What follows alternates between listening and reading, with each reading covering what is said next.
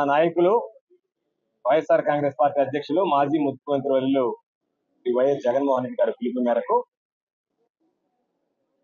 యువత పోరు కార్యక్రమంలో భాగంగా విద్యార్థులకు సంబంధించినటువంటి ఫీజు రియంబర్స్మెంట్ బకాయిలతో సహా చెల్లించాలని, యువకులకి నిరుద్యోగ భృతి ఏదైతే చంద్రబాబు నాయుడు ఎన్నికలకు ముందు హామీ ఇచ్చాడో ఆ హామీని నెరవేరుస్తూ వెంటనే వాళ్ళకి చెల్లింపులు చేపట్టాలని, బడ్జెట్ లో నిధులు కేటాయించాలని, వీటి రెండుతో పాటు జగన్మోహన్ రెడ్డి గారు మెడికల్ కళాశాలలు ఏదైతే పెట్టారో ఆ ప్రైవేటీకరణ ఆపాలి అని చెప్పి ఆలోచనతో ఈరోజు 3 ప్రధానమైనటువంటి డిమాండ్లతో మేము, మాతో పాటు వైఎస్ఆర్ కాంగ్రెస్ పార్టీకి సంబంధించినటువంటి ఉమ్మడి నెల్లూరు జిల్లా కందుకూరుతో సహా వైఎస్ఆర్ కాంగ్రెస్ పార్టీకి సంబంధించినటువంటి ఇన్ఛార్జి శాసన మండలి సభ్యులు, జిల్లాకు సంబంధించినటువంటి వివిధ అనుబంధ సంఘాల అధ్యక్షులు, వైఎస్ఆర్ కాంగ్రెస్ పార్టీ నాయకులు, కార్యకర్తలు, విద్యార్థులు, తల్లిదండ్రులు అందరితో కలిసి మహనీయుడు బిఆర్ అంబేద్కర్ గారి విగ్రహానికి నివాళులర్పించి ఆయన విగ్రహం దగ్గర నుంచి కలెక్టరేట్ దాకా వచ్చినటువంటి నేపథ్యంలో కలెక్టరేట్ వరకు కని విని ఎరిగిన రీతిలో కథం తొక్కినటువంటి విద్యార్థి లోకానికి ఇచ్చేసినటువంటి ప్రతి ఒక్కరికి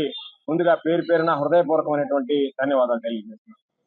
ఈరోజు ప్రత్యేకించి ఒక్కసారి ఆలోచన చేస్తే ఫీజు రియంబర్స్మెంట్ అనేటువంటిది మహానేత రాజశేఖర రెడ్డి గారు పేద వర్గాలు కూడా ఉన్నత విద్యను అభ్యసించాలి, ఉన్నతమైనటువంటి లక్ష్యాన్ని సాధించాలి, ఉన్నతమైనటువంటి ఉద్యోగాల్లో రాణించాలనేటువంటి లక్ష్యంతో మహనీయుడు రాజశేఖర రెడ్డి గారు ఫీజు రియంబర్స్మెంట్ పథకాన్ని తీసుకురావడం జరిగింది. ఆయన చనిపోయినప్పటి నుంచి ఒక విధంగా చెప్పాలంటే ఫీజు రియంబర్స్మెంట్ పథకానికి గ్రహణం పట్టింది. ఆ తర్వాత వచ్చినటువంటి కాంగ్రెస్ ప్రభుత్వం కానీ, ఆ తర్వాత 2014లో వచ్చినటువంటి తెలుగుదేశం ప్రభుత్వం కానీ ఫీజు రియంబర్స్మెంట్ పథకాన్ని దాదాపుగా అడ్డకెక్కించేటువంటి పరిస్థితి ఏర్పడింది. జగన్మోహన్ రెడ్డి గారు తిరిగి 2019లో ముఖ్యమంత్రి అయిన తర్వాత మహానేత రాజశేఖర రెడ్డి గారు ఏదైతే ఆలోచన చేశాడో దానికి మరికొంత జోడించి విద్యా దీవెన, వసతి దీవెన పేరిట ప్రతి సంవత్సరం కూడా 3,900 కోట్ల రూపాయల మేర విద్యార్థులకి బడ్జెట్ లో నిధులు కేటాయించి విడుదల చేయండి. ఈ రోజు పరిస్థితులు దారుణంగా ఉన్నాయి, బకాయిలు పెండింగ్ ఉన్నాయి. దానికి సంబంధించినటువంటి బకాయిలు ఈ రోజు చెల్లించకుండా ఉంటే విద్యార్థులకు సంబంధించి పాపం స్కూళ్ళకు వెళితే హాల్ టికెట్లు ఇచ్చేటువంటి పరిస్థితి లేదు. కొన్ని స్కూళ్ళలో విద్యార్థులను రానివ్వడం లేదు. పరీక్ష రాసిన తర్వాత సర్టిఫికెట్ తీసుకుని ఏదైనా ఉన్నత విద్యకు వెళ్ళాలంటే అడ్డం లేకుండా మేము సర్టిఫికేట్లు ఇవ్వము, ప్రభుత్వం మీ తరఫున కట్టాల్సినటువంటి ఫీజు కట్టలేదు కాబట్టి మీరు చెల్లించి సర్టిఫికెట్లు తీసుకోండి అని చెప్పి ఈరోజు ఇబ్బందులు పడేటువంటి పరిస్థితి. ఒక పక్క విద్యార్థులు, ఒక పక్క తల్లిదండ్రులు తీవ్రమైనటువంటి ఆవేదనకు గురవుతున్నటువంటి పరిస్థితుల్లో చంద్రబాబు నాయుడు అన్ని వర్గాలకు సూపర్ 6 పేరు మోసం చేసినట్టే విద్యార్థులకు కూడా బకాయిలు 3,200 కోట్ల రూపాయలు, 3,900 కోట్లు విద్యా దీవెన, వసతి దీవెన పథకాలకు సంబంధించినటువంటి నిధులు అవసరమన్నాయి. 7,100 కోట్ల రూపాయలుంటే బడ్జెట్ లో 2,600 కోట్ల రూపాయలు కేటాయించారంటే కనీసం ఈ సంవత్సరం బడ్జెట్ లో కూడా నిధులు సక్రమంగా కేటాయించలేదంటే కేటాయించినటువంటి నిధులు ఖర్చు పెడతాడా లేదనేటువంటి అనుమానం ఒక పక్క ఉంటే 7,100 కోట్లకి 11 లక్షల విద్యార్థుల భవిష్యత్తుకు సంబంధించి ఈరోజు కేవలం 2,600 కోట్ల రూపాయలు 3వ వంతు నిధులు కేటాయించి చంద్రబాబు నాయుడు విద్యార్థులందరినీ మోసం చేస్తున్నాడు. విద్యార్థుల తల్లిదండ్రులకి తీవ్రమైనటువంటి ఆవేదన గురి చేస్తున్నాడు.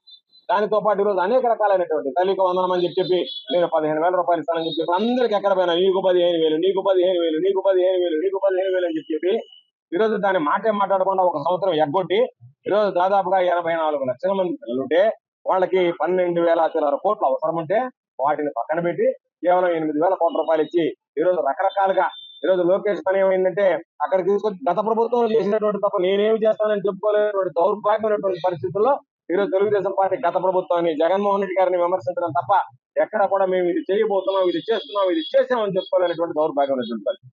తల్లికి వందనం అని పేరు పెట్టి తల్లికి ఈరోజు తోకరా కొట్టినటువంటి పరిస్థితి చంద్రబాబు నాయుడు హయాంలో చూసాం. కాబట్టి దానికి సంబంధించినటువంటి నిధులు ఏదైతే ఉన్నాయో గత సంవత్సరంలో ఇవ్వాల్సినటువంటి 15,000, ఈ సంవత్సరం ఇవ్వాల్సినటువంటి 15,000, దాదాపుగా 24,000 కోట్ల రూపాయల నిధులు కేటాయించి ఇప్పటికైనా బడ్జెట్ సవరించి దానికి సంబంధించినటువంటి నిధులు కేటాయించి ప్రతి ఒక్కరికి 15,000 లెక్కన ఇవ్వాలనేటువంటిది మరొక డిమాండ్. దీనితో పాటు ఈరోజు సంవత్సరానికి 4 లక్షల ఉద్యోగాలు, 5 సంవత్సరాల్లో 20 లక్షల ఉద్యోగాలు. కాబట్టి ఉద్యోగమైనా ఇస్తా, ఉద్యోగం లేకపోతే 3,000 రూపాయలు నెలకి నిరుద్యోగులకు ఇస్తాను, 36,000 రూపాయలు ఒక్కొక్క నిరుద్యోగికి సంబంధించి సంవత్సరానికి బకాయి పడ్డాడు. పోయిన సంవత్సరం ఇవ్వకుండా ఎగ్గొట్టాడు. ఈ సంవత్సరం వస్తుంది దాన్ని ఊసే లేకుండా తాను చెప్పనట్టుగా, అసలు తన మాట హామీ ఇవ్వనట్టుగా ఈరోజు నటిస్తున్నాడు. కాబట్టి దానికి సంబంధించి ఏదైతే విద్యార్థి లోకానికి నువ్వు 4 లక్షలు అన్నావు, 4 లక్షల ఉద్యోగాలు ఇవ్వలేదు, ఒక ఉద్యోగం కూడా రాలేదు. కాబట్టి దానికి సంబంధించినటువంటి బకాయిలు ఏదైతే ఉన్నాయో ఆ బకాయిలు ఈరోజు వాళ్ళకి 36,000 రూపాయలు వాళ్ళకి ఇవ్వాలి. ఈ సంవత్సరానికి సంబంధించి 36,000 రూపాయలు అంటే ఒక్కొక్క విద్యార్థికి 72,000 రూపాయలు ఇవ్వాల్సినటువంటి బకాయిలు పడ్డావు. కాబట్టి దానికి సంబంధించిన నిధులు ఇవ్వాలనేటువంటి ఆలోచన.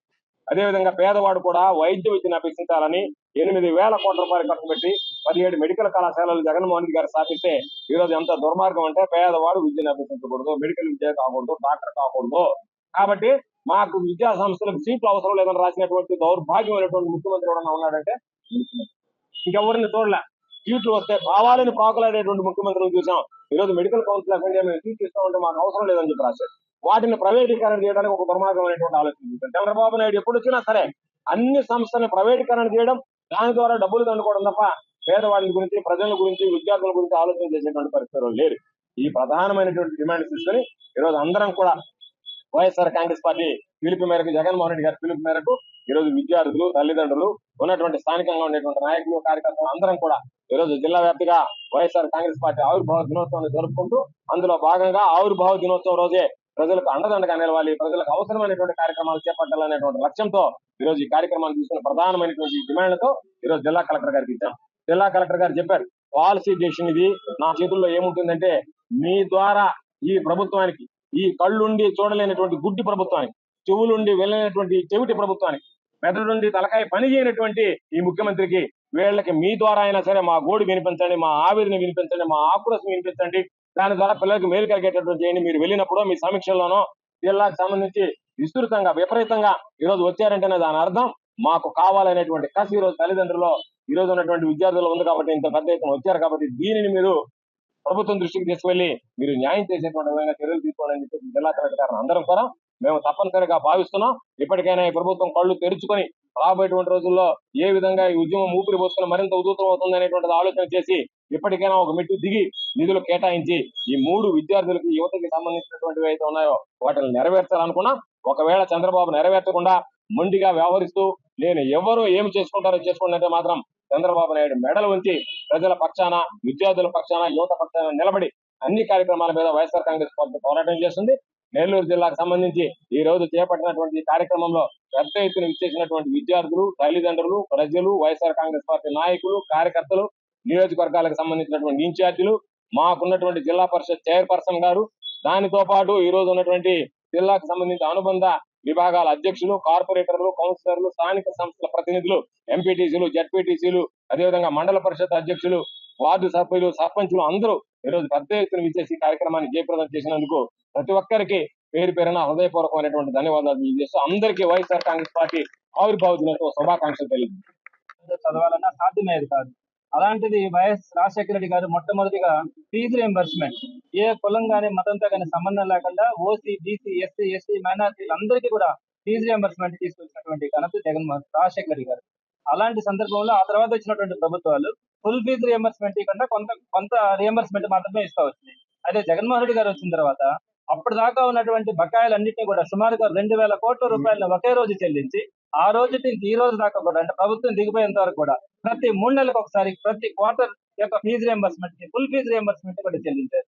అయితే ఈ ప్రభుత్వం వచ్చిన తర్వాత లాస్ట్ ఇయర్ ఉన్నటువంటి 3 బకాయిల్ని ఈ సంవత్సరం యొక్క 3 బకాయిలు మొత్తం 6 క్వార్టర్స్ బకాయిలన్నింటినీ కూడా అలానే పెండింగ్ పెట్టారు. రాబోయే సంవత్సరం ఫీజు పేమెంట్స్ ఉన్నాయి. ఇవన్నీ కలిస్తే సుమారుగా 7,000 చిల్లర కోట్లు కావాల్సి వస్తుంది. అయితే ఇక్కడ పెట్టినటువంటి నిధులు మాత్రం 2,900 కోట్లు పెట్టారు. ఇవి ఏ మూలకు కూడా సరిపోవు. ఈ రోజు సర్టిఫికేట్స్ తీసుకోలేక పిల్లలందరూ కూడా ఉన్నత చదువుకోలేక ఇబ్బంది పడతా ఉన్నారు. ఈ విధంగా ఫీజు రియంబర్స్మెంట్ మోసం చేయడంతో పాటు తల్లికి వందనం ప్రతి బిడ్డకి కూడా నేను 15,000 రూపాయలు ఇస్తానని చెప్తే పేదవాళ్ళందరూ కూడా వాళ్ళ బిడ్డలందరినీ తీసుకెళ్లి గవర్నమెంట్ స్కూల్లో నుంచి ప్రైవేట్ స్కూల్స్ లో చేర్పిస్తున్నారు. 15,000 రూపాయలు వస్తే ఫీజులు కట్టుకున్నామని. కానీ ఈ రోజు సుమారుగా 84 లక్షల మంది పిల్లలు ప్రైవేట్ స్కూల్స్ లో చదువుతా ఉంటే లాస్ట్ ఇయర్ ఒక్క బిడ్డకు కూడా 15,000 రూపాయలు ఇవ్వని పరిస్థితి. అదేవిధంగా ఈ సంవత్సరం కూడా ఒక్క బిడ్డకు కూడా 15,000 రూపాయలు ఇవ్వలేదు. అలా దాంట్లో చూస్తే అరాకొర నిధులు సుమారుగా 8,000 కోట్లు మాత్రమే ఈ సంవత్సరానికి సంబంధించి పెట్టడం జరిగింది. నిరుద్యోగ వృద్ధికి సంబంధించి అయితే సుమారుగా 20 లక్షల మందికి ఉద్యోగాలు ఇస్తాను, ఆ 20 లక్షల మందికి ఈలోగా 3,000 రూపాయలు నిరుద్యోగ వృద్ధి ఇస్తారని చెప్పి లాస్ట్ ఇయర్ 1 రూపాయి ఇవ్వాల, ఈ సంవత్సరం కూడా 1 రూపాయి ఇచ్చే పరిస్థితి కనిపించట్లా. బడ్జెట్ లో దానికి 1 రూపాయి కూడా కేటాయించాల. పైపెచ్చి 20 లక్షల ఉద్యోగాలు సంవత్సరానికి 4 లక్షల ఉద్యోగాలు ఇచ్చి ఉండాలా. లాస్ట్ ఇయర్ 4 లక్షల ఉద్యోగాలు ఇచ్చి ఉండాలా. ఆ 4 లక్షల ఉద్యోగాలు ఇవ్వకపోగా వాలంటీర్స్ కానీ ఆ విధంగా మొత్తం మీద సుమారుగా 3 లక్షల మందిని రోడ్డు మీద పెట్టిన పరిస్థితి కూడా మనం చూస్తా ఉన్నాం. అదేవిధంగా మెడికల్ కాలేజెస్ PPP మోడల్ అంటే private to public model, private public partnership మోడల్లో వాటన్నిటిని కూడా రాబోయేటువంటి 10 మెడికల్ కాలేజెస్ ని ఆ విధంగా తీసుకెళ్లాలని ఆయన ప్రయత్నిస్తున్నారు. జగన్మోహన్ రెడ్డి గారు ఉచిత మెడికల్ విద్య అందించాలన్న లక్ష్యంతో సుమారుగా 17 కొత్త మెడికల్ కాలేజీలను ఆయన ప్రారంభించడం కూడా జరిగింది. మేము చెప్తా ఉన్నాం, వైఎస్ఆర్సీపీ ప్రభుత్వం రేపు వచ్చిన తర్వాత ఈ రోజు ఎవరైతే ప్రైవేట్ మెడికల్ కాలేజెస్ తీసుకొని గవర్నమెంట్ దగ్గర నుంచి 17 మెడికల్ కాలేజెస్ తీసుకొని రన్ చేయాలనుకుంటారో తప్పకుండా రాబోయే రోజుల్లో వైఎస్ఆర్సీపీ ప్రభుత్వం వచ్చిన తర్వాత వాటన్నింటినీ కూడా మళ్ళా ప్రభుత్వం తరపునే పేదలందరికీ కూడా ఉచిత విద్య అందించడానికి వైఎస్ఆర్సీపీ తరపున ఖచ్చితంగా ట్రై చేయడం కూడా జరుగుతుంది. జగన్మోహన్ రెడ్డి గారు ఆ విధంగా మెడికల్ కాలేజెస్ అన్నింటినీ కూడా ఉచితంగా అందించాలా, పేదవాడికి అందించాలనే లక్ష్యంతో రాబోయే రోజుల్లో ఆ 17 మెడికల్ కాలేజీలను కూడా గవర్నమెంట్ ఆధ్వర్యంలోనే జరిపించే పరిస్థితి కూడా ఉంటుంది. కాబట్టి వీటన్నింటినీ కూడా అతి త్వరలో, అంటే జమిలీ ఎలక్షన్స్ కూడా సుమారుగా ఒక 3 సంవత్సరాల లోపలనే రాబోతాయి. వచ్చిన తర్వాత మరలా సామాన్యులకి పక్షపాతిగా వైఎస్ఆర్సీపీ ప్రభుత్వం ఉంటుందని, మరలా మంచి జరుగుతుందని, ఈ లోపల ఏదైతే హామీలు ఇచ్చినారో ఆ హామీల కోసం వైఎస్ జగన్మోహన్ రెడ్డి గారి ఆశీస్సులతో తప్పకుండా పోరాటం చేయడం జరుగుతుందని తెలియజేస్తాను.